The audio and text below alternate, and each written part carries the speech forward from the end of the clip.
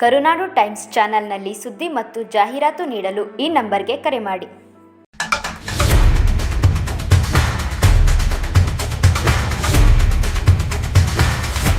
ಮಾಗಡಿಯಲ್ಲಿ YouTuber ಇಂದ ಅಪ್ರಾಪ್ತಿಯ ಅಪಹರಣ ಘಟನೆಗೆ ಕಾರಣವಾದ ಫಾರ್ಮ್ ಹೌಸ್ ಬಂದ್ ಮಾಡುವಂತೆ ಹಾಗೂ ಪ್ರಕರಣದ ಇನ್ನುಳಿದ ಆರೋಪಿಗಳನ್ನು ಶೀಘ್ರವಾಗಿ ಬಂಧಿಸುವಂತೆ ಕರ್ನಾಟಕ ಕಾಡುಗೊಲ್ಲ ಪರಿಷತ್ತಿನ ಅಧ್ಯಕ್ಷ ಪ್ರಕಾಶ್ ಚಿಕ್ಕಮಾರಯ್ಯ ತಹಶೀಲ್ದಾರನ್ನು ಆಗ್ರಹಿಸಿದ್ದಾರೆ.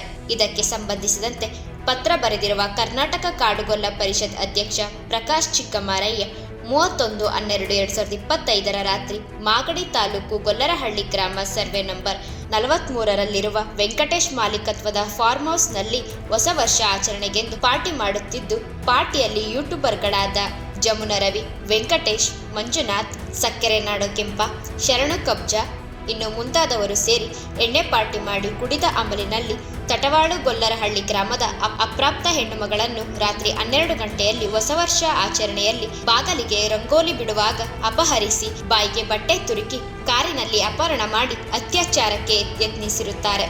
ಆರೋಪಿಗಳು ಮೂತ್ರ ವಿಸರ್ಜನೆಗೆಂದು ಕಾರಿನಿಂದಿಳಿದಾಗ ಬಾಲಕಿ ತನ್ನ ಮನೆಯ ಮೊಬೈಲ್ಗೆ ಕರೆ ಮಾಡಿ ತನ್ನನ್ನು ರಕ್ಷಣೆ ಮಾಡುವಂತೆ ಮಾಹಿತಿ ನೀಡಿದ ನಂತರ ಎಚ್ಚೆತ್ತ ಗ್ರಾಮಸ್ಥರು ಗ್ರಾಮದ ಸುತ್ತಮುತ್ತ ಪ್ರದೇಶಗಳಿಗೆ ತಮ್ಮ ವಾಹನಗಳಲ್ಲಿ ತೆರಳಿ ಬಾಲಕಿಯನ್ನು ರಕ್ಷಿಸಿರುತ್ತಾರೆ. ಆದ್ದರಿಂದ ಫಾರ್ಮ್ ಹೌಸ್ ಅನ್ನು ಬಂದ್ ಮಾಡಬೇಕು ಮತ್ತು ಉಳಿದ ಆರೋಪಿಗಳನ್ನು ಬಂಧಿಸಿ ಆರೋಪಿಗಳಿಗೆ ಕಠಿಣ ಶಿಕ್ಷೆ ವಿಧಿಸಬೇಕೆಂದು ಪ್ರಕಾಶ್ ಚಿಕ್ಕಮಾರಯ್ಯ ಸೇರಿದಂತೆ ಗ್ರಾಮಸ್ಥರು ಮಾಗಡಿ ತಹಶೀಲ್ದಾರ್ ಅವರನ್ನು ಪತ್ರ ಮುಖೇನ ಒತ್ತಾಯಿಸಿದ್ದಾರೆ.